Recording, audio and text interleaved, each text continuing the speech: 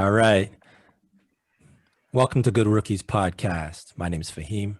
And my name is Nelly J, and we are Good Rookies. That's right. What up, everyone?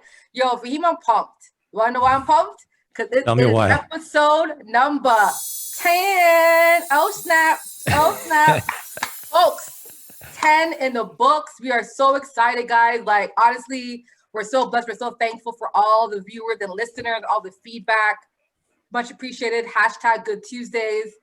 We're so excited. Our guests are no strangers to our podcast family. So Fahim, please introduce who we got on the show today. All righty. So first, we have somebody who is really mainly a UFC fighting person to say. But I have to say he knows also boxing also. He knows the fight game very well. So we've had conversations on many occasions, and just due to the fact that tonight is pretty much a boxing heavy conversation, I think he'd be perfect to come in and grace us with his insight. So first up tonight, we have Nick. Nick.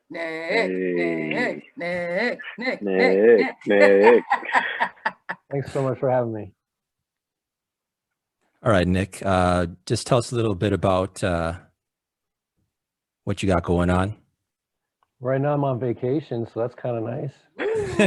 But aside from that, the leg up, you're all like relaxing. Yeah, this is actually I'm actually right now in my gaming setup, so I'm doing a little bit of gaming streaming.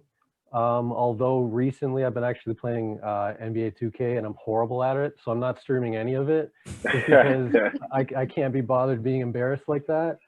But yeah, I'm into a little bit of that, a little bit of, as you see above me here, a little bit of music playing. I do actually train a little bit of Muay Thai too, so I do have some of the technical insight into some of the combat sports too. Nice. And our second guest tonight on the podcast is not a stranger to the podcast at all. Been with us before, gave some really good insight before. I heard he's coming tonight, and I was like, okay, let's do this because he's definitely got a lot to offer. So we got Danny G. Danny. Super stoked. The chanting is mad different on here, but I love it. Super stoked to be back on. I'm actually really excited. It's funny because I was on the first one, and I know you guys said you guys were gonna have me back, and I couldn't find the invite anywhere. So eventually the invite randomly showed up a couple days ago. So super stoked to be back on. For those who are familiar with me, for those who aren't, big sports fan. I try to be super diversified, be up to the times on everything.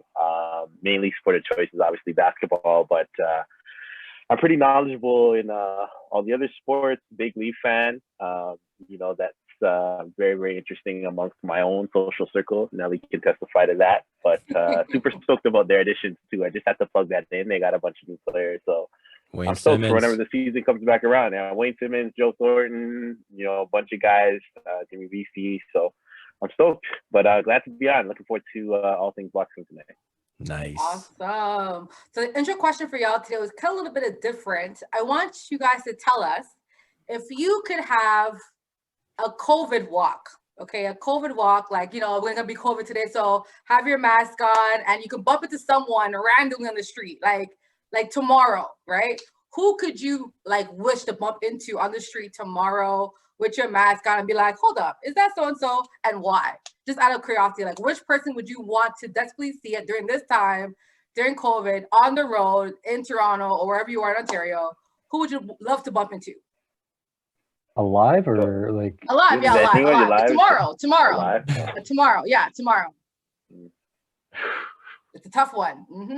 I don't want to get too much into a segue here too soon. It could be anything, an athlete, an actor. It doesn't have to be a sport person. It could be anyone.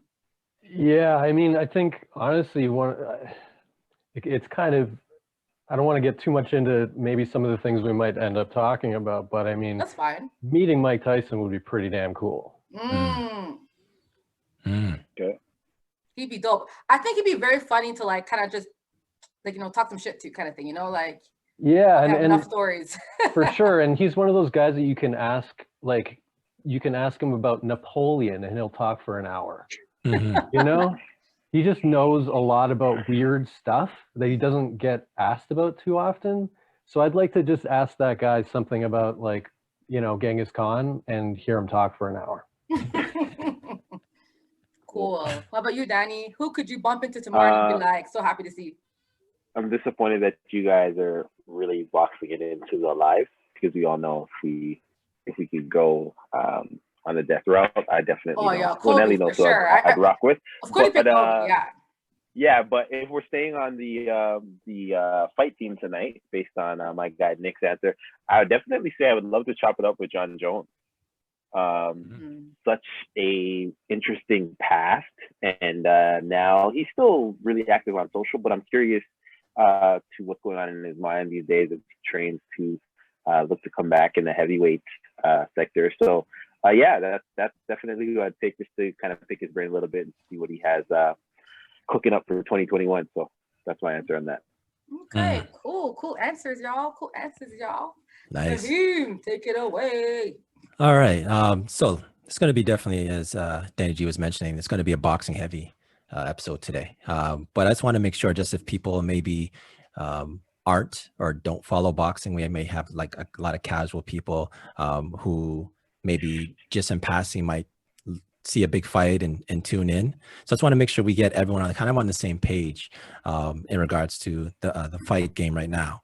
So I kind of have a take with this, where I say, with boxing, it's kind of a mess. It's not like the NBA or NFL or Major League Baseball or MLS, where it's a league.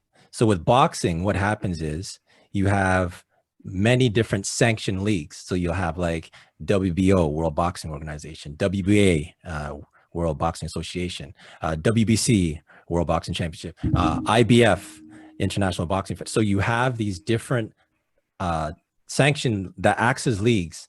And the problem with that is, when you have a boxer who maybe has a promotion company that deals with one particular league, it makes it very hard to cross lines. So it gets very political, where it makes it hard for somebody who maybe has a promotion company that maybe deals with the IBF to fight somebody who's maybe part of, say, the WBO. And it's really a messy and sticky situation right now, because boxers right now have to go through their promotion companies, right? So the reason why I kind of have to give the background on that is the good thing that's happening with boxing is, about 50 years ago, or even 80 years ago, it was always, you're the champ, who's next up? And you fight the next guy that comes up. Now, or actually around the 80s, when they got to the pay-per-view model, it went to, oh, I like boxing, but you can only get it from pay-per-view. And then pay-per-view kind of alienated a lot of people, was on general television. Reason why I have to bring that is, right now, present day, what's happening is boxing is now making a shift from being primarily on pay-per-view and now transitioning to be on regular television.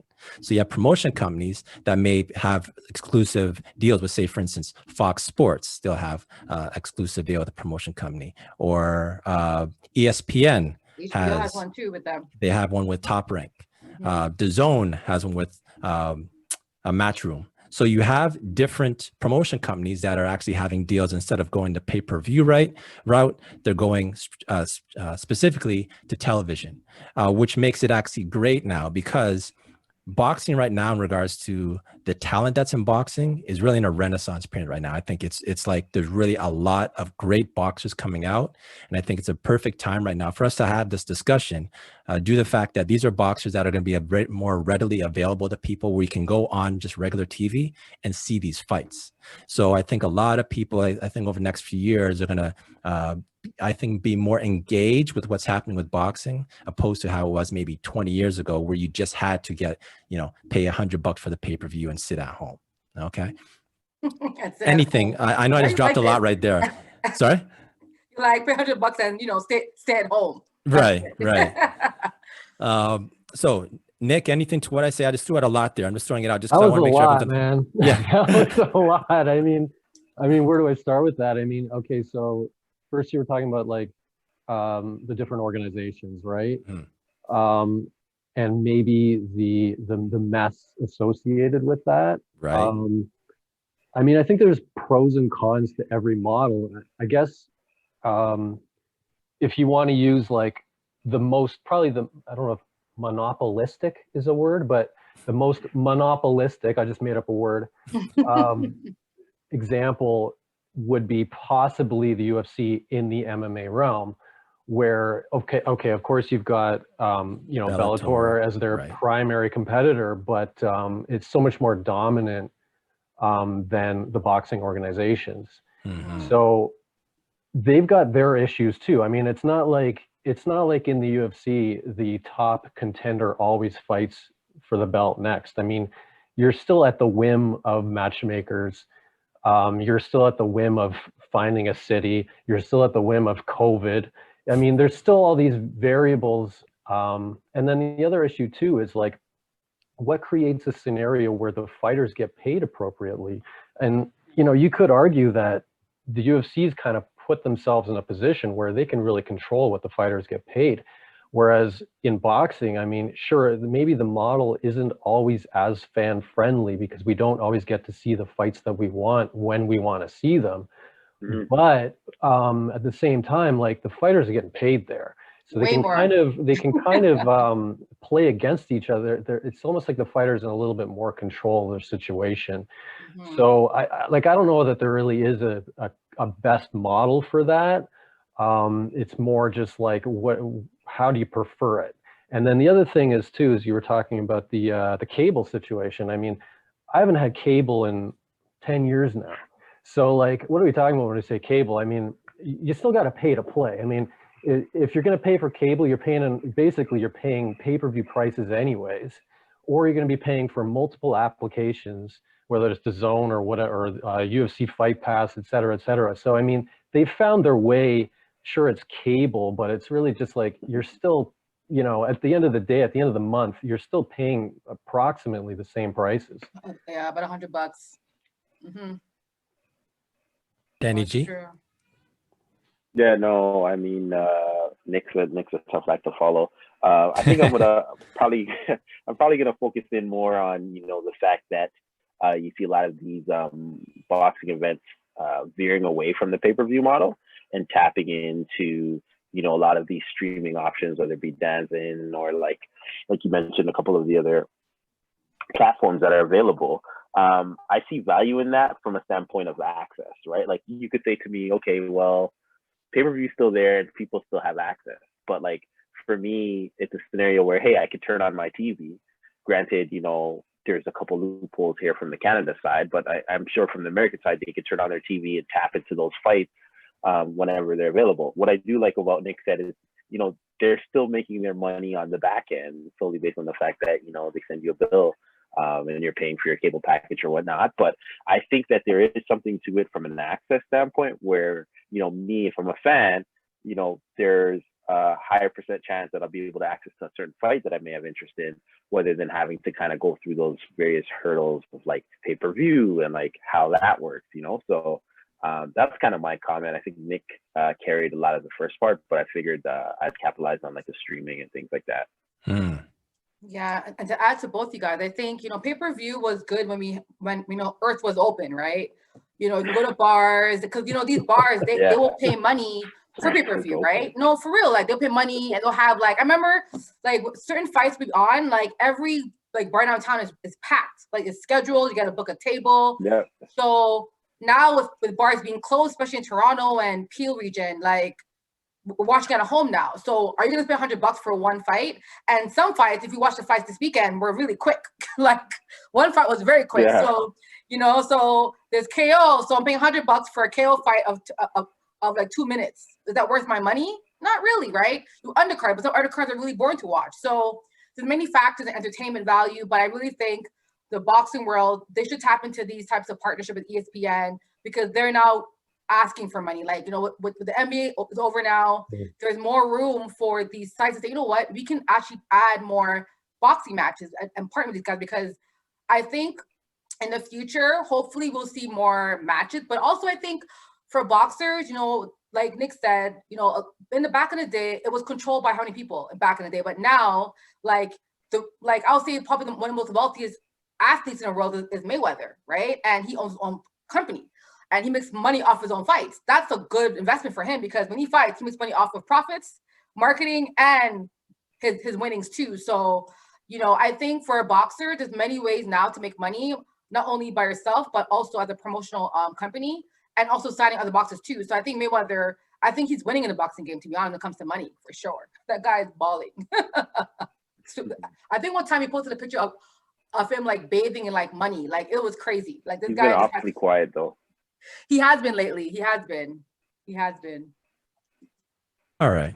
Actually, I just want to say in regards to Nick's point, I hear it, but $100 for one night or like maybe a few hour event, opposed to like $100 that someone's going to pay for their cable package for the entire month that's included in there. I just think it's a lot more economical to take that $100 and put it toward your cable package for the month and know that it's readily available for people. I just think that it being on regular cable, I know I use cable, but cable television, it just makes it more accessible because these are people that maybe wouldn't leave their home to go to a bar or a friend's house, or maybe wouldn't pay the $100 for the pay-per-view, at least to know if someone's flipping the channels and it's on, you know, I think it goes a long way. And an example of that was the fight that just happened past weekend with Lomachenko and Lopez. That was on ESPN. Mm-hmm. And in Canada, TSN picked it up.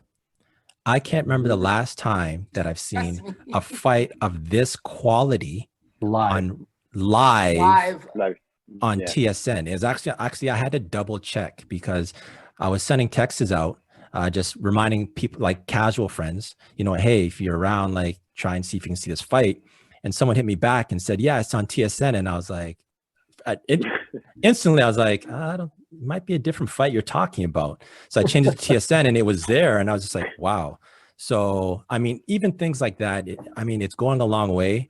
And I can only see as time goes on, if TSN or just the regular channels, Sportsnet or any of these can start picking up these, I think it's just a good look for the sport for sure. I would say I would agree that it is definitely a good look. I mean, being somebody who grew up with cable, I mean, it's nice to know that kind of option is there. I will say though, the thing you said about what is more economically reasonable for the average customer. I mean, if you're getting a $100 pay-per-view, are you paying for that yourself? I mean, anytime there's been a pay-per-view involved in my situation, it's split amongst like the other four dudes who are at my place. Right. So it's really only a $20 pay-per-view, and then whatever you're paying for on pizza and beer. Right. So like, you know what I mean? Yeah. Like, whereas that cable bill's on your tab at the end of the month, right? So there's that to consider too. That's fair. So let's go to Zoned In. So now it's a beautiful time right now for boxing. There's been a lot of high profile fights that have been kind of floating around during COVID season right now. And isn't it weird I said COVID season? Yo, it's a season, for a long season. This season needs to get over. So first of all, Nick, you're a UFC guy primarily. Danny G and me, yes, we are boxing primarily. We got Conor McGregor against Manny Pacquiao. Now, I don't know how close they are confirming this, but there's been a lot of floating around with it. So it makes for a good conversation to the fact that I think in regards to real quick, anybody, Nelly J, what do you think the percentage of this fight happening? Conor McGregor and Manny Pacquiao. Well, Manny signed, right, with the same company as McGregor this past, like I think last month. So to me, clearly they're already trying to make on the back end it to happen. You know what I mean? So give me a percentage. I think like 90%. All right, Nick. I'll go with 20%. Oh wow! Really? Yeah. I mean, are we putting a time frame on this? No time frame. No time frame, but just like will it happen? Just will it happen? I'll say 30%. But no time frame. Ever. No time Ever, frame. yeah. All right, I'm gonna circle back around and get your reasoning why. Danny G, I'm at 50-50. 50-50. Just based on some of the things I've been reading. 50-50. Oh, okay. All right. So Nick, I want to circle back. You said 30%. What's your reasoning behind things so low? Well, first of all, they basically have January 23rd booked with Poirier. So Yeah. I mean, that makes it so that whatever hype they're talking about right now is basically null and void. So then let's just say that they are still planning in some fantasy land that this is somehow going to happen. You're still looking at, okay, so January. The other thing too is you probably need an audience too. So at best, you're looking at next fall, probably like maybe next October, November. How old's Manny going to be at that point? Yeah, like 40, 43, 40, 40, Hey, LeBron's 40, 42. whatever, I man. think it's Look at 41 Tom now. Brady. AJ Yeah, nothing 42, anymore, yeah. son. Yeah. Okay. Fair. That's true. And Up to it's also LeBron. too like a guy who's a professional boxer versus arguably an amateur boxer. So of course, Manny's he's probably going to take that fight no matter what, just because of the money.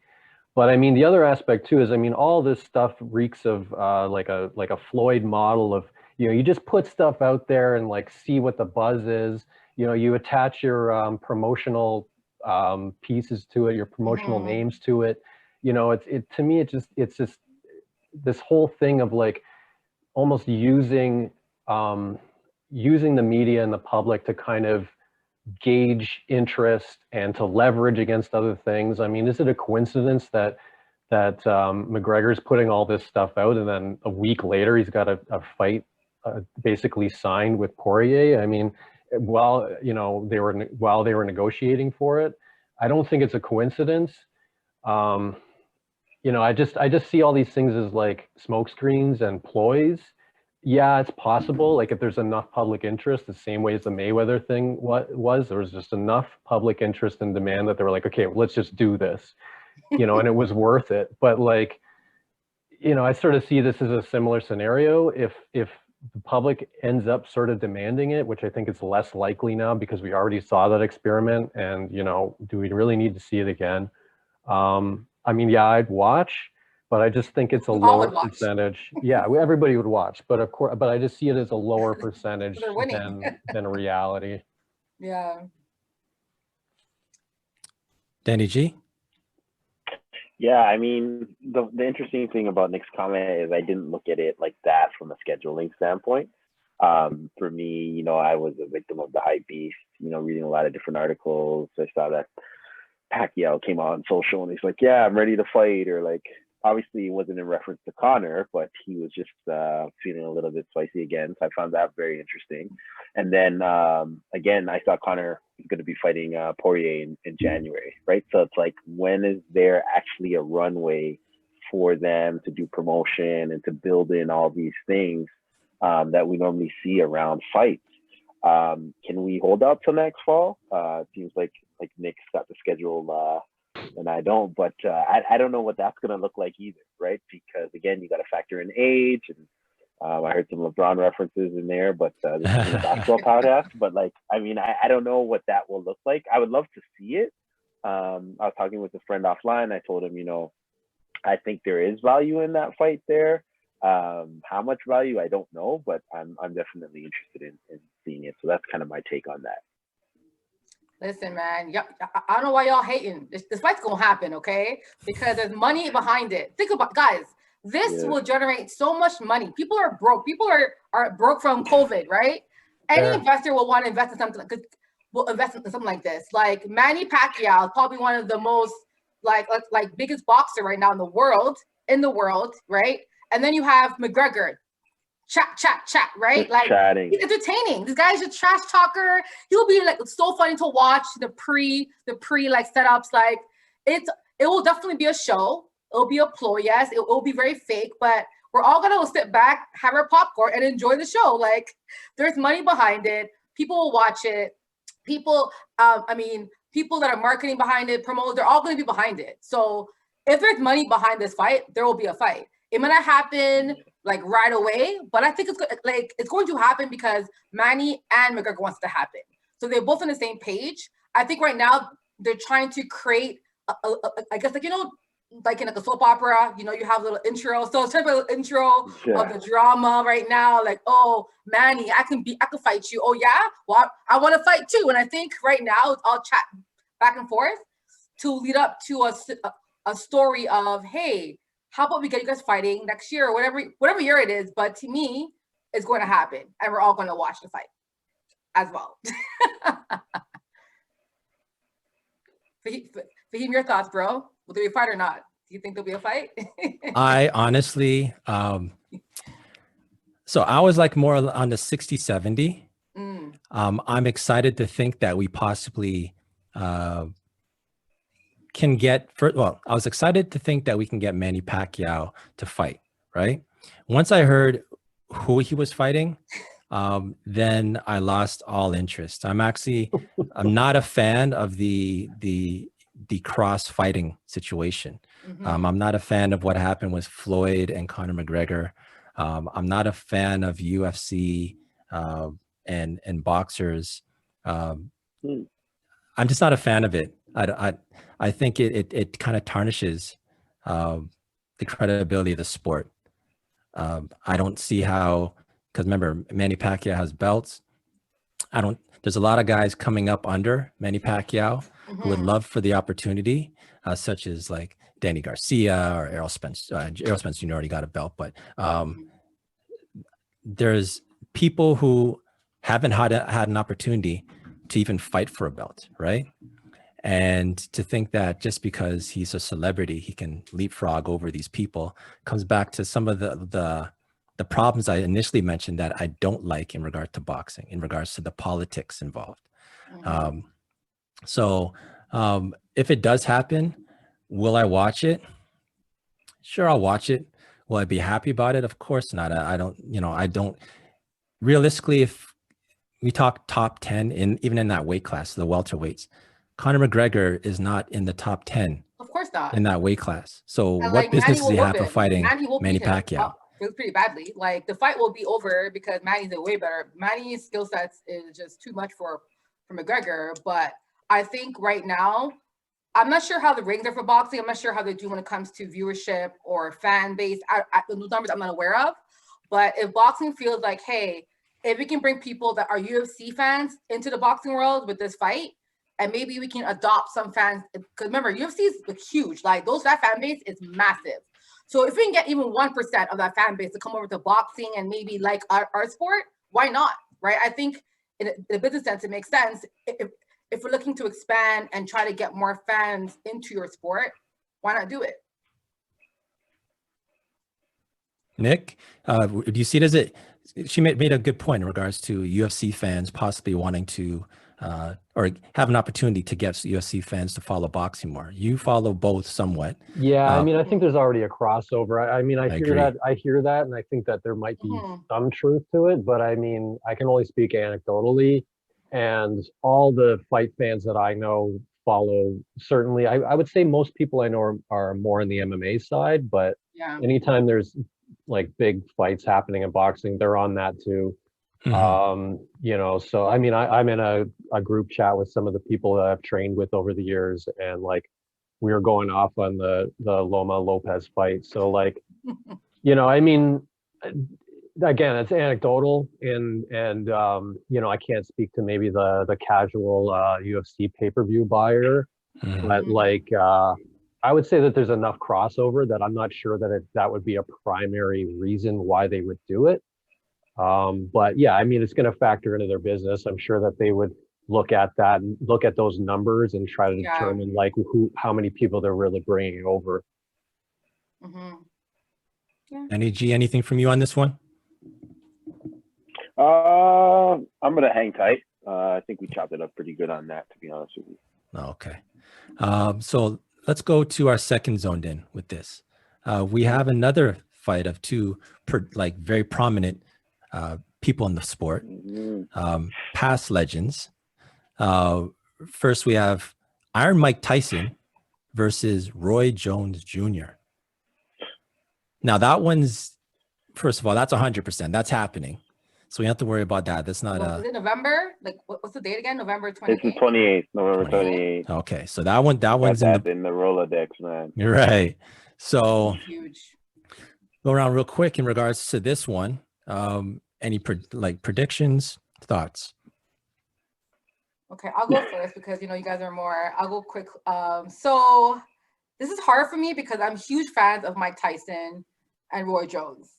I think Mike, he's gonna be Mike is very aggressive fighter, so I think he's gonna come off like just very aggressive, and I think Roy Jones is gonna be more defensive at first because I think they changed. Actually, I think they changed it yesterday to a 2-minute round to kind of make it a shorter round instead of 3 minutes. I think there'll be only 8 rounds in total instead of having 10, 12, whatever. So All right. they're older, right? They're 50, so they can't be fighting for 12 rounds. They will all pass out. So I think 2-minute rounds is better. 8 rounds, I think, would be high quality matches. I think if Mike gets very aggressive, that's his play. I think if I'm Mike, I want to come out there heavy on Roy and just try to get it. But Roy is so long, and Roy, his technique is so precise as well. I just feel like if Roy is able to get one hook or one crossover, Mike will be out. But if Mike gets one hit on Roy, that's it too. I think they're both powerful fighters. So I'm excited to see this match because they're both kind of opposite fighters.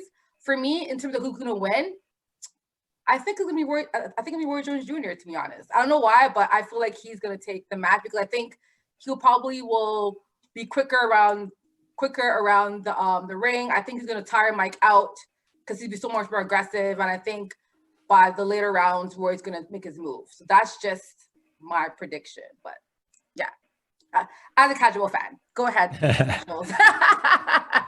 Nick. Yeah, I mean, I don't think that's. I think that's probably what most people would say. It's not. I don't think it's a big mystery in terms of what both guys are going to likely try to do. I mean, with 2-minute rounds, which I guess I think even maybe a week ago or so that was announced, but yeah, that could play a factor because it gives. I think that puts Mike at a slight advantage there. But we're talking about guys that are in their 50s. Roy's in his 50s now, correct? Yeah, they're both 50. Yeah. I think 54, 51. 54. Mike's 54. I think but we're 51. I think we're 50, something like that. we're so far away from when they last fought. I don't know what the heck to expect. The other thing too is that we're not really even clear about, are they going to be wearing headgear?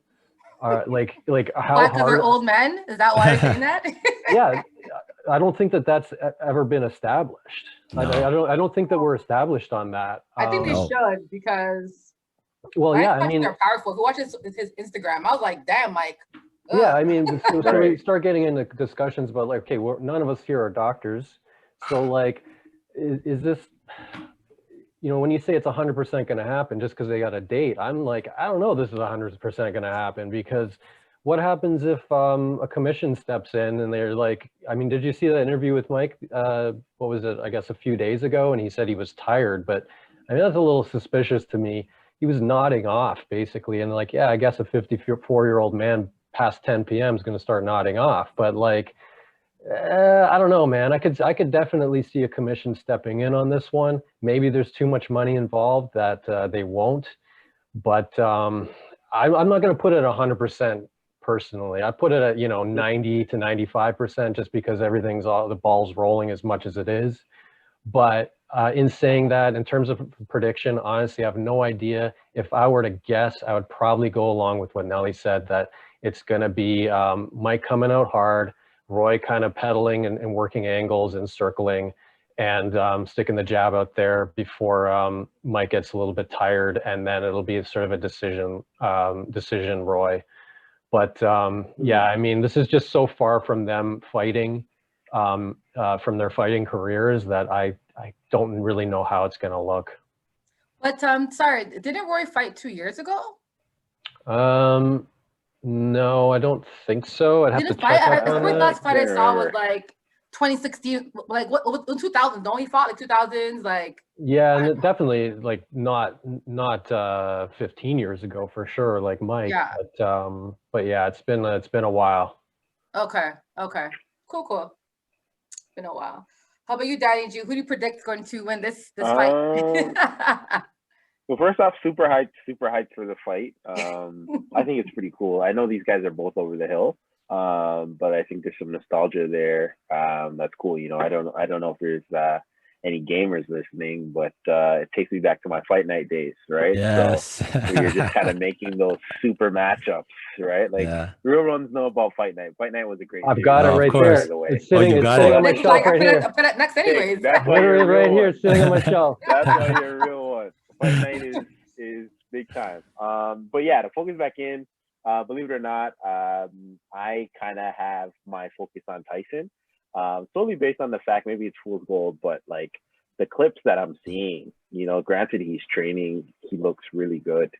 And I think one of the biggest things that I've been impressed with Mike the most is it looks like he's finally like cleaned up his life. Like I know it's technically late, but he looks like he's just focusing on, you know, wellness and trying to get himself where he needs to be. I'm sure he has the occasional drink and parties. And, I mean, it's Mike Tyson, but he seems to have gotten his life on the right track. So that leaves me encouraged.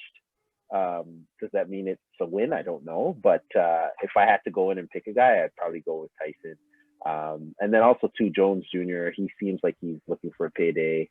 I also find it very interesting that he was saying, I don't know if you guys saw his quote, he said on an interview that, you know, if he dies in there, you know, he dies. And I'm just like, awkward. So I mean, for the listeners and for you guys can Google that. But yeah, essentially he was saying like, you know, this is where I die. Like, you know, I'm cool with it. You know, like this is his love of the passion. Word. So just I'm just here to give you guys some things to think about. But to give you an answer, I'm going with Tyson. Yeah. I'm gonna sip on that. Roy, please get a therapist, okay? You're dying of them. Yeah, it was okay? weird. It's just not mental wellness is a real thing. Let's get you a therapist, bro. We don't want you trying to say you're gonna die in the ring. If anything, I mean, we're seeing maybe in like an experiment in sports science too. I know that Mike has sort of casually talked about whatever science is behind what he's doing right now, you know, cryo or whatever all the other stuff is going on. I mean, he's probably an experiment for a lot of people. I mean, I don't know if steroids are involved here or HGH, et cetera. You know, I mean, is this stuff good for him? I mean, it looks good for him just based on looking at the guy. I mean, he's ripped.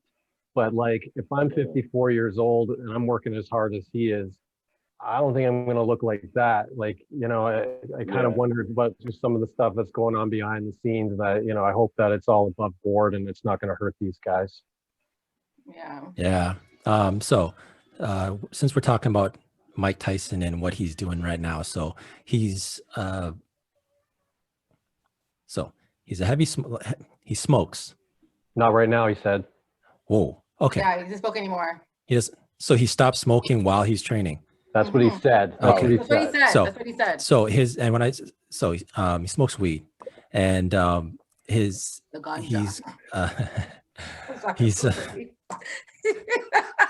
the way you said that, gotcha.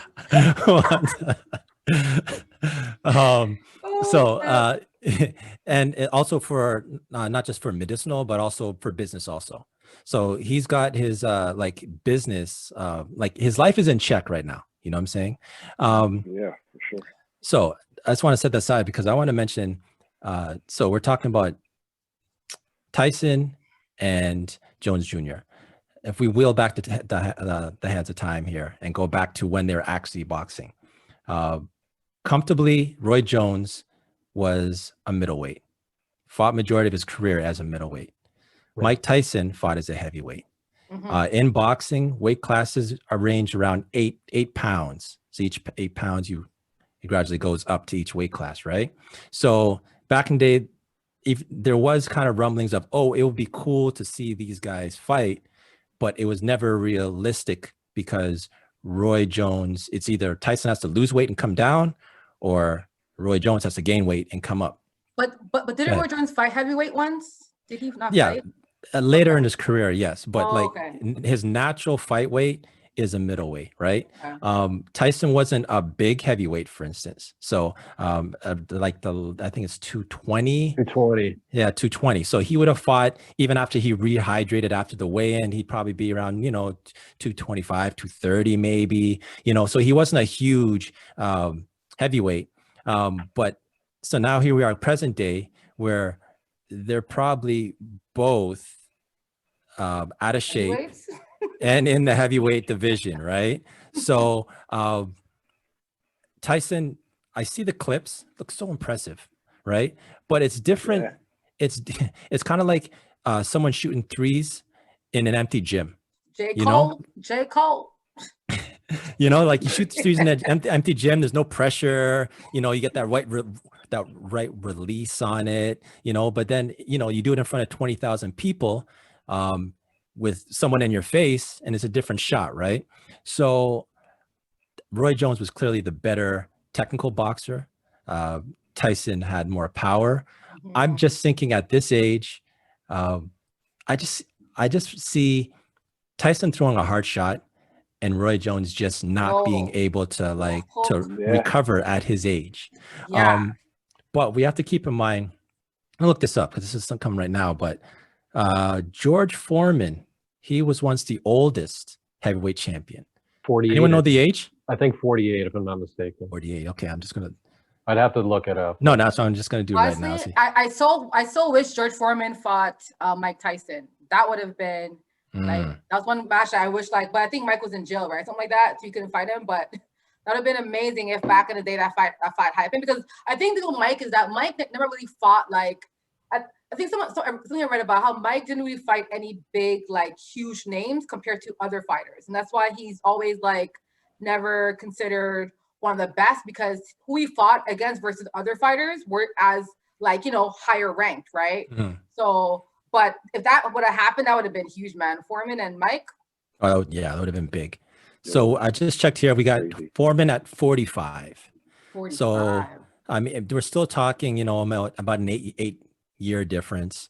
But the difference is Foreman at the 45 would have been a lot more active. You know what I'm saying? Like he hung up but he was still somewhat active training, he didn't just go from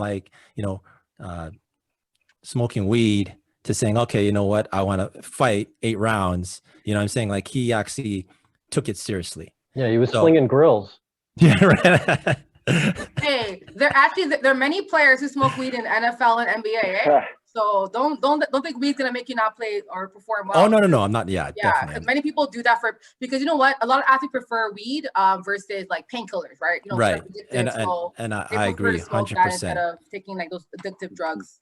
100%. I'm pro weed over pro painkillers and horse pills and all them stuff. I got you. Yeah. Horse pills.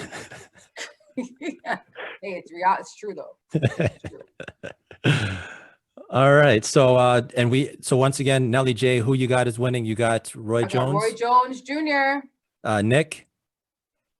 Man, I'll take Roy. Roy. Okay. I'm going Tyson. Yeah. Okay. I'm going with Tyson too. Okay. We got a chance to look back at this and see. Last one we got is, who's your GOAT? So for boxing right now, just real quick, just give me your GOAT, and in maybe 1 minute, just kind of summarize why. Nelly J. My GOAT, it's tough for me because I had a couple kind of people that were close. I just need one. I know. Okay, so I'm gonna go with Muhammad Ali. That's my GOAT. I'm sorry. 56 wins, only 5 losses, 3 heavyweight. Who he fought, the caliber of fights. I think he defended his title 19 times. After he retired, ambassador for peace, everything. He's the GOAT for me, hands down. That's it. I rate that. Nick. Yeah, this is again a longer than a 1 minute discussion. Yes, I exactly. have a really hard time answering this question at all. There's a lot of reasons why, but I think that I would probably go with Ali as well. But just to be different, I'm gonna go with Manny actually. Manny Pacquiao. Yeah, really? Go ahead. Okay. Go ahead. 6th division champion. Yep. He also fought everybody. He didn't mind taking risks, unlike who. Well, Mayweather. he took risks Floyd. too. To be fair, he took risks too, but Right. not in the way that I think that you know, Manny or like Roberto Duran did as well, where they're just like, they're real fighters. They're not just like, or no, so they're all real fighters, but they weigh the fighting game, I think, a little bit heavier than the business game. And Mhm. like, you know, I don't, to me, the loss blemish doesn't hurt them necessarily over the whole career if you consider all the other variants. I like that take. Danny G. I'm going with Ali too as well. I mean, the record speaks for himself. I believe it's 56 wins, 21-year professional career, and then the heavyweight 3 times. That's wild. Regardless, he had to lose it to win it again, but I think that's a pretty cool fact. And then my last thing too that I really loved about Ali is the social justice issues. Obviously, it was a different time then, but his advocacy I thought was definitely admirable. So I'm gonna rock with Ali for this. I rate that too. For me, I'm going way back. I'm going to the 50s. I knew it. I know you're gonna pick. I know you're gonna pick already, but go ahead. All right, I'm already gonna know go you're with gonna pick. Sugar Ray Sugar Robinson. Ray, I knew it. Wow. Listen, Okay. I was like, Oh, so he's gonna oh. pick Sugar Ray because remember for the Gopher basketball, you picked the oldest player. So I'm like, knowing Fahim fashion, he's picking Sugar Ray Robinson Hey. for sure. For I'm sure. I'm a historian. I'm a historian of the fight game, man. Like, so. I know that's your boy. I knew All right, it. so let's go through this real quick. We're talking about records. So nowadays, fighters in a career, for instance, Floyd was like 50 fights roughly. Manny's about 60 fights. So in today's climate, you're getting about 50, 60. Sugar Ray Robinson, his record was 173 wins, 9 losses. Yeah. He's fought 200 fights over his career. The word pound for pound that we use so common in nowadays in our lingo, the reason why they invented it was because of Sugar Ray Robinson, because he was a welterweight, and at the time heavyweights, that was a dream division. Everyone fought the heavyweights, but his boxing at the time was so elite that they had to say, okay, you know what, this guy's a welterweight at 150. You know, what do we call this guy? So that's why they invented the term pound for pound to say, you know what, regardless of your weight class, how do you rank? And he's obviously #1 pound for pound for his career. There's a time in his career he was 128-1. I'll repeat that: 128 wins and 1 loss, and he had a 91 fight unbeaten streak. Yes. 91 fights. One last thing I want to say of this also. Sugar Ray Robinson, to have those amount of fights over, remember, and he retired in his late 30s, like 38, 39. So around the same time as normal, which means today's fighter, you fight if you're maybe twice a year, right? Realistically, what do you say, Nick, Danny G, Nelly J, about twice a year you're fighting, right? Yeah. Top guys Yeah, once twice. even. Right. Yeah. For the first 8 years of his career as a professional, he was fighting 2 fights a month. Wow. Twice a Yeah, month. that's a lot. Think about that. It's You're funny fighting because someone. like he was like my second number 2 because Ali picked him as like Ali said that was his favorite Right. boxer growing up. Right. Ali said right. that because Ali's goal was Sugar Ray Robinson. You know what I mean? So it's kind of Right. cool how like he influenced Ali to box and do what he did. So I totally Right. understand Sugar Ray. Like he's an icon for sure. For sure. So I'm just going to jump in real quick. Go ahead, go because ahead. Why I kind of prefaced by saying it was a longer conversation is yeah. exactly related to too. your. No. Continue. We got time. It's okay. Go ahead. And that's because like if we want to talk about the whole history of the sport, I mean, you're going to throw in Jack Johnson in there. You know what I mean? Like Willie Rocky Peck. Marciano. I don't know. Yeah, I mean Marciano as well. But like, Nah. you know, maybe not. But regardless, like, you know. Really? If Joe Louis? my issue with going back that far is that we're talking about guys again who fought every 2 weeks. I mean, it's such a different situation. The whole, like, I just don't think it's comparable. I think for me, you kind of have to draw a line, and maybe you draw a line for different reasons. One of them is our access to the footage. I mean, how can you really judge it without being able to watch like a whole bunch of fights? You know, But if you you can can't watch though. the film, You you can. can watch highlights. You can't. No, you can. You can go on YouTube right now, and I play everyone to Maybe do that. Robinson. Maybe Robinson. Right. Yeah, Yeah, Robinson you can watch. But And you can't watch some of the other guys who also have like 200 fights. You know, like yeah, you can watch Robinson. You can watch a lot of clips and maybe like 5 to 10 fights max.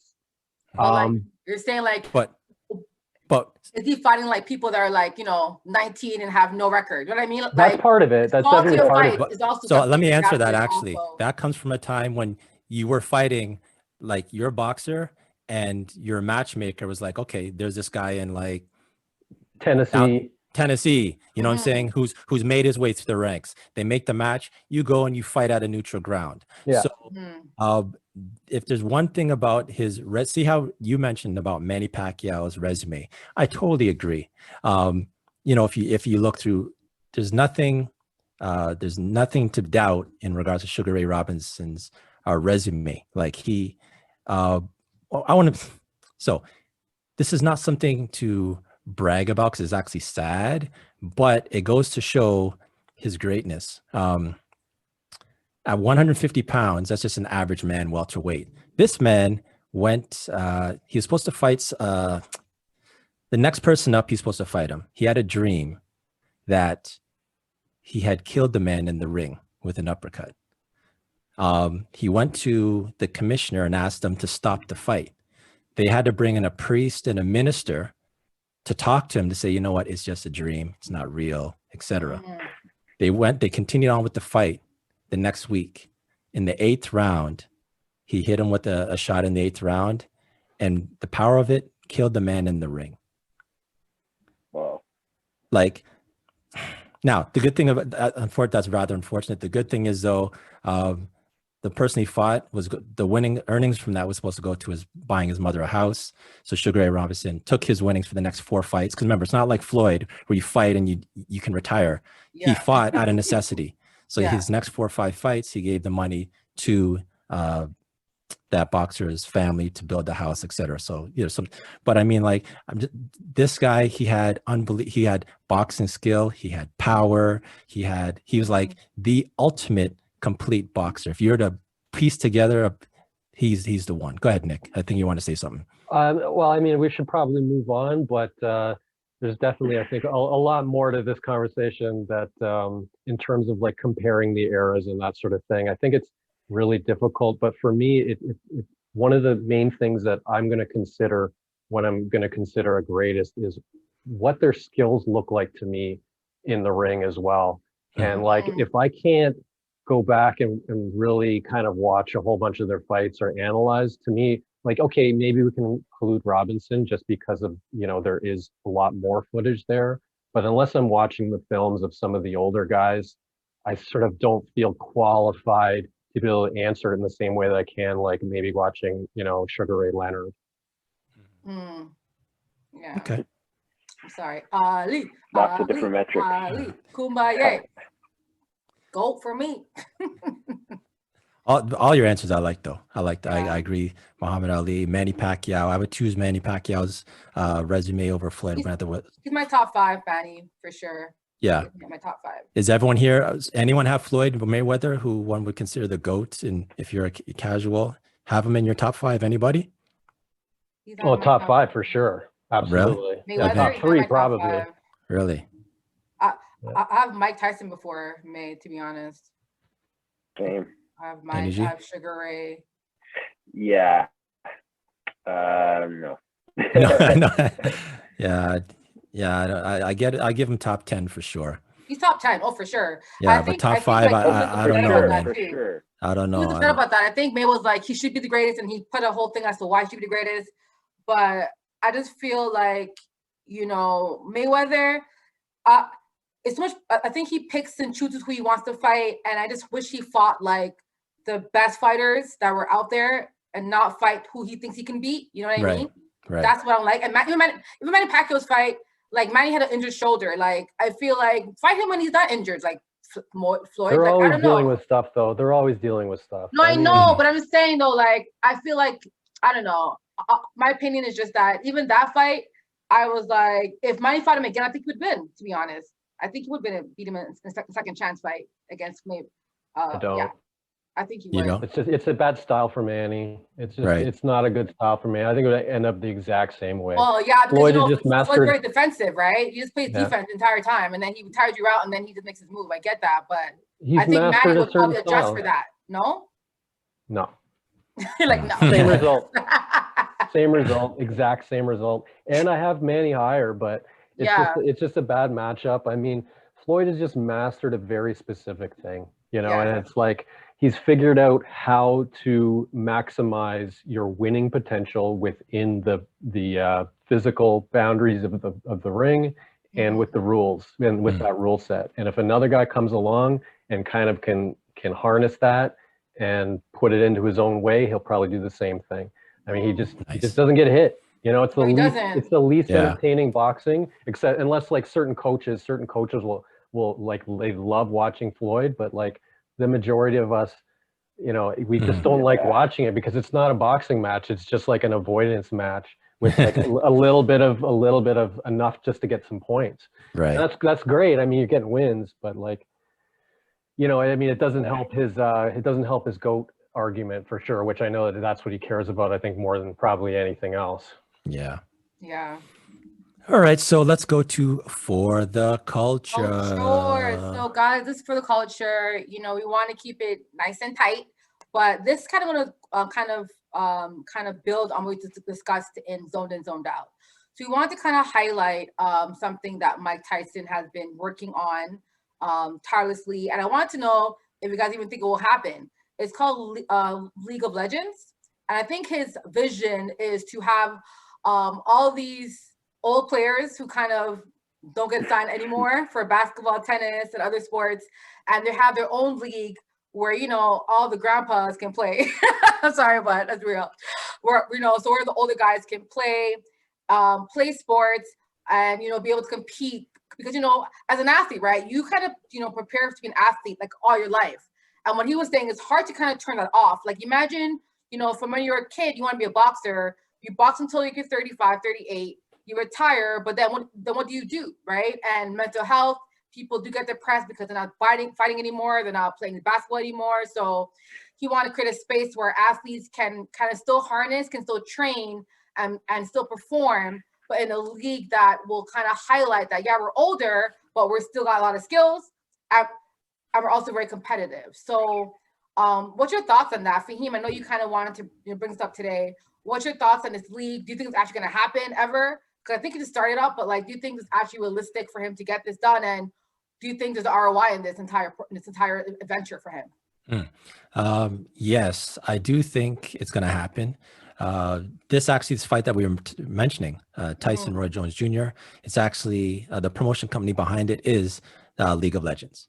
And they're the one that's actually, when it's going to pay-per-view, it's going to be through that. So this is like, if you're Mike Tyson, it's like your perfect intro of your project, you know, because I'm pretty sure that night there's going to be a lot of talk, a lot of advertisements around it, advertising the League of Legends. So that's first. Also, I think we're in a like a reality type situation where like people are very they like to see celebrities in situations that they're not usually in different scenarios and different situations. So I mean, one thing about athletes when they retire, I think we do a good job of recognizing what they've done or how they felt, how they made you feel as players while they retired. Like we don't forget them, you know what I'm saying? So I think with this, I can totally see if you have, say, for instance, you know, old tennis matches, like say John McEnroe against Jimmy Connors. That was one way back in the day, you know what I'm saying? I could see people who like tennis or maybe even don't like tennis, if it's being marketed right, wanting to like tune in and see that. Or if you see, you know, what are they, like old basketball players, I could see that. Like, I think it's Well, like the really big three to me is that I think the big three to me is like that old. the Like big that's three. already like an Yes, old man like league, right? Big three, right. like And all the the big three does older. it does good in marketing, and there's actually there's a market for the big three, right? So Mhm. I think it's really good, and especially having Mike Tyson behind it. I think it actually gives motivation for other older players to want to come out of retirement to be part of it, because Mike Tyson, his name is strong, not just in boxing, but just period. Yeah, And What do you say, Danny, Danny your G? What thoughts do you on say? it? I like it. I like it. I think again, it kind of goes back to what I was saying in terms of like Tyson really tapping into wellness. You Mhm. know, I guess my link to that is, you know, this is an initiative that I think can only produce positivity, right? Like giving guys who have found success in their career an opportunity to kind of jump start it again. You know, I know the acronym is a little bit tricky because it's LOL, but I can see how people could run with that. I can see how people could run with that, but honestly, I like it. I think it's going to be pretty cool. I don't know, you know, how legit it will get, but again, I don't know who Mike Tyson's surrounding himself with these days, but he's coming up with ideas that are at least getting people talking. And Yeah. again, you know, he's a household name, but I think he's starting to, you know, spin things from a positive standpoint. So that's my take on that. That's Nice, so. Nick. Yeah, I think similarly, just, you know, from the putting on the capitalist hat, I mean, Mike's definitely playing with ideas. I think it's his wife. He seems to give a lot of credit to his wife. I think she's sort of the savvy one who kind of recognizes the sort of potential in him, putting him in a positive path, but also utilizing what he knows. So it's cool in that regard. I think that if it was boxing only, you would probably be somewhat limited. I mean, maybe you could get like Lewis out, maybe you could get like the Klitschko's out, something like that. But like the fact that he's sort of talking about, you know, if this is going to involve other sports, and like tennis, I think is a great example. Or maybe you could bring it out in other sports where guys aren't going to get hurt. The physical risk is a little lower, and you could maybe build yourself up over a 6-month training camp, let's say, to at least be respectable, so that if people are going to pay for this product, it's not just going to be a total joke. So that they're Right. going to, because I mean, all it would take is one time of it turning into a sham or somebody getting hurt or whatever, and then, you know, after that, people aren't going to tune in or not going to pay for it anymore. So they have to be very careful, I think, the way that they market it, and the way that they set the expectations for the audience and also the athletes. Yeah, I think you guys all make good points. I really think that they're gonna have to adjust a lot of stuff. Like I can't see these 50-year-old NBA players running down a full court. Like I think they're gonna be, I don't know, like I feel like they'll probably be tired by like third quarter. So they may have to, like, you know, shorten the quarters, make it a bit more competitive, maybe have like each match, like, you know, all-star, you know, each match will go towards charity. I just feel like there has to be more to this than just old men playing, because I feel like that product is not just good enough. I think they have to add other layers of charities, other layers of ventures to make this a bit better product. I think I read somewhere that they said that their concern is that they don't think people are going to pay pay-per-view for Mike Tyson and Roy Jones Jr. because they are older and they're in their 50s. Like, what kind of quality boxing will you actually get? So they might get first-time people buy into it, but if this doesn't go as well as people want it to go, it might be detrimental. So I just hope that they have different ways, because I think, especially with basketball, and even like football and tennis, I think tennis would be a better fit for this as well. But I think they're gonna have to really package it in a really good package to sell this to the masses. I think they'll get a small niche of people, maybe between the ages of like 35 to like older. But, you know, mass people are younger, right? So how will we get these younger guys to want to watch these games? So, like, will you add, you know, one young man in each game? Like, I don't know, right? But you have to make it interesting. So hopefully, you know, they have some ideas to make it more appealing to all age groups, not just only the old people. So that won't be enough for money wise. Right. It won't be. So coming to what Nick, you brought up some names. So Nelly J, what you're saying about they have to like marketing, getting market behind it. Yeah. So you have Tyson, Roy Jones Jr., in which Mhm. people will tune in. Yeah. But if you stick with boxing and you, as you mentioned, the Klitschko brothers, right? Yeah. They've been retired. They would be definitely, I think, they are definitely Hall of Fame legends, right? Well, definitely Vladimir. I don't know if people would tune in to see old Vladimir Klitschko against, his brother. Like I just don't think even while they were popping in the 2000s and they're heavyweight champ.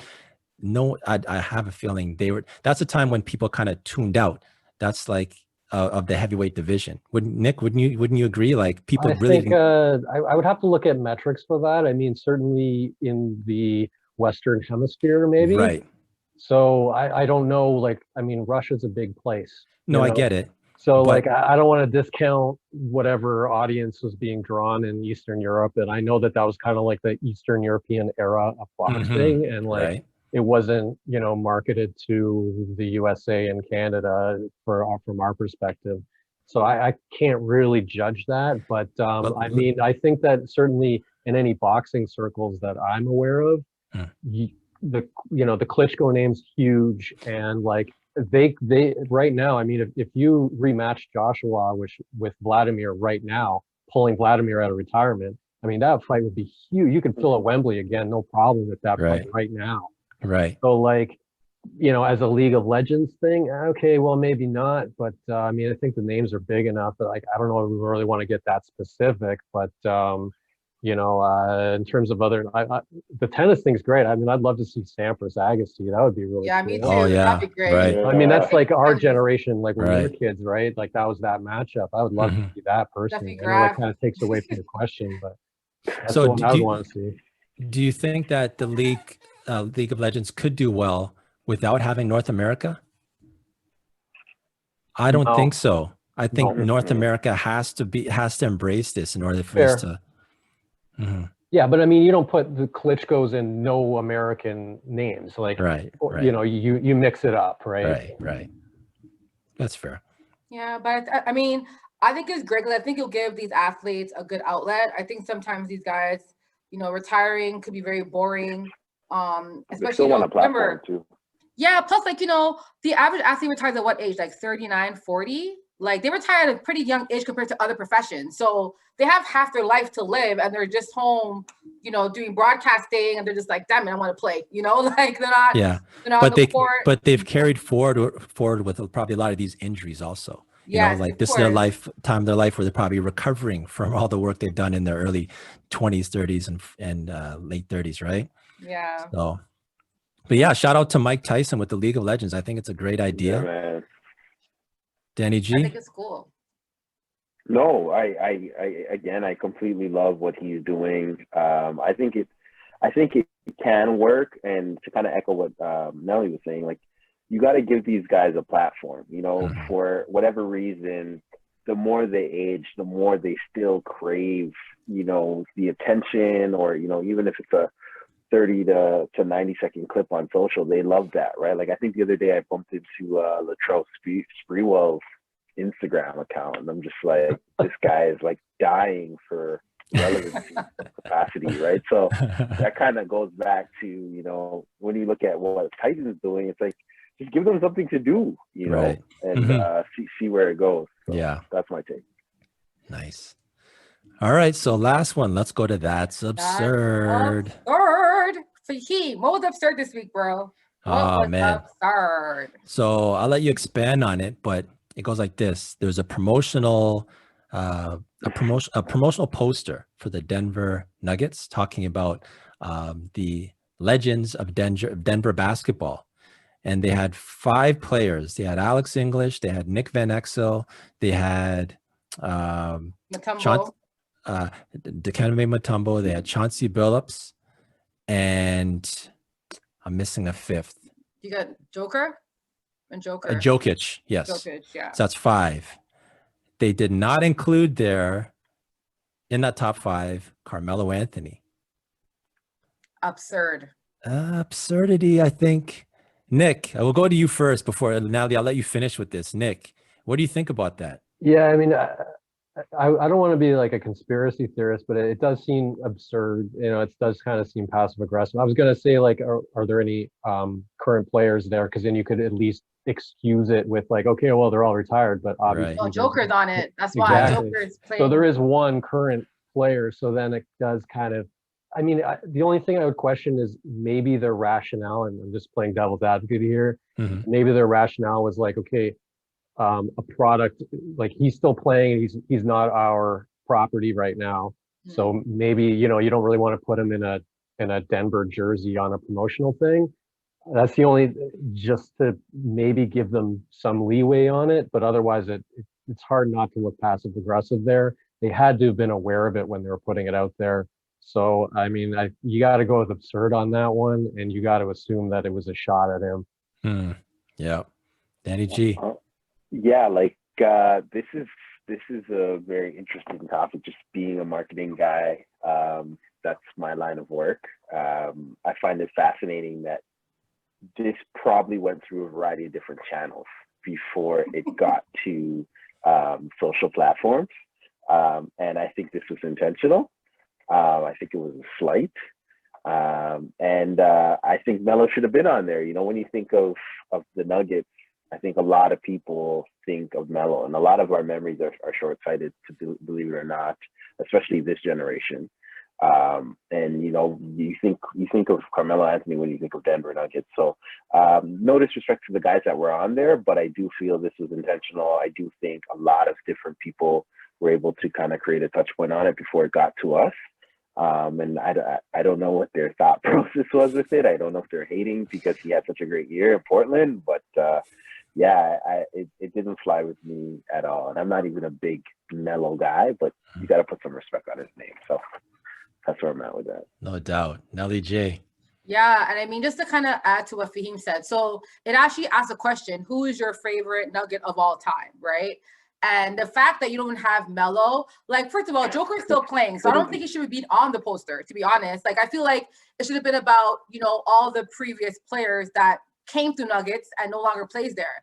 And I feel like what Melo has done for the Nuggets, he, like, before Melo, I didn't really care for, like, I didn't watch Nugget games until Melo played there. Like, I didn't watch a Nugget game until he played with Chauncey. Like, I didn't care for the Nuggets at all. The Van Exel years were played. good with LaFrance too. Pardon me? Yeah. Oh, The Van Exel years were good too. Van Exel years. Yeah. No, And I Mutombo. did, Yeah. but I'm saying, but like during that time, like when Melo was playing on that team, I watched it because of Melo during that era, right? So before that, like, so for me, it's like Melo was a household name. He was an all-star. He had scoring titles. Like, this guy was, you know what I mean? Like, he was he's a really good scorer. Probably was the lead scorer at the time of the Nuggets team. And so I felt that they were trying to be disrespectful on purpose. I think it was an actual shot at Melo. And I think Portland, funny, so Portland at the same time put a poster out saying the same question, but they added Melo to their poster to say, hey, well, he's our favorite on our team. You know, because even, and like, so everyone thought it was absurd. Like, to be honest, to not have Melo as a top 5 franchise, remember, who's your franchise player? Who's your franchise player for a decade? So why wouldn't you have him up there? Like, I think it's very disrespectful. I think the Nuggets organization, a marketing team, it was definitely done on purpose for sure to slight him. And I hope this pushes Melo to even. I hope when Melo plays them again in the future, I hope he does some damage on them, because that just that to me was just really disrespectful on all fronts. All fronts. No, I agree with the floor. You guys took all my points I was thinking, and you ran with them. So I've really none to add, no value to add to this conversation right now in regards to this topic. Like, you guys covered all points. Yeah, it's just completely absurd. I'm kind of anything, Nick, what you mentioned in regards to possibility of not wanting to include a current player, and what Danny G, what you mentioned in regards to the different channels that it have to go to. Like, yeah, this is kind of a no-brain situation. It is absurd just in the fact that we can all agree that Nick Van Exel was a really good point guard, but he was not Carmelo Anthony in a Denver Nuggets uniform. So, Dan, can I just ask a question, just from a marketing standpoint? Sure. Do you think that, like, to what end? Let's just say that we're all right, that this was kind of like a weird kind of slight towards him. From a marketing perspective, to what end? Like, is it just because, like, let's say one of the owners or somebody in management was just like, screw that guy? Or do you think it was like maybe just to engage in some sort of conversation and get that Denver jersey out there and in the media? Like, why would they even bother doing it? I think for me, I think the idea came from a pure standpoint. Like they were like, hey, let's do this. But I do think when these ideas start in their inception, their genesis mode, it kind of takes on a life of its own. And I think what happened, again, I don't have the facts, but I think what happened was, is there someone in there that has had a gripe with him or whatnot? And that obviously started to take on some runway too as well. And before you know it, they were just like, you know what, let's leave him out. And then there's buy-in from other people. And like, I think it just really, it started small and then it began to grow. I don't think from the beginning they were like, hey, let's leave him off. I think they probably did have him included. And then someone was like, that's that guy. And it kind of just started taking shape of its own. And I think they also too threw it out there to see, you know, what would the reaction be? Because if it's the one thing I noticed, especially on Twitter, is those replies, you know, there's so many different things happening in there. There's bots, there's actual people, you know, that are really trying to get their chat off. So there's a lot of things factoring in, but I definitely think it was all intentional, you know. So you're saying that similar to like a Starbucks promo, Dan? Like, you know how Starbucks, like they always spell your name wrong on purpose?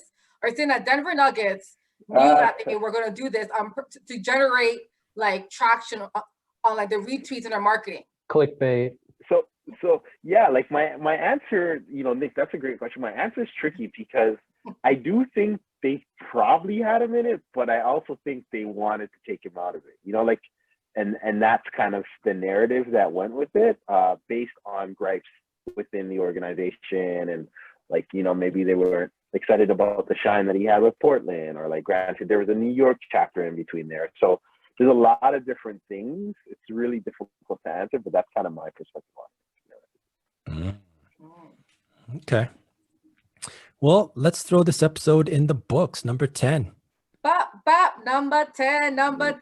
So y'all know it's about to do our shout out. So I'm gonna start off with Nick. Who you gonna shout out today, brother? I'm gonna shout out my dad. Who you know what? I'll even get him to listen to this too. He won't understand any of it, but that's okay. I'm gonna shout out my dad because he's working hard right now. He's an old man, but he's working hard, and just respect to my dad. Nice. That's sweet. What about you, Danny G?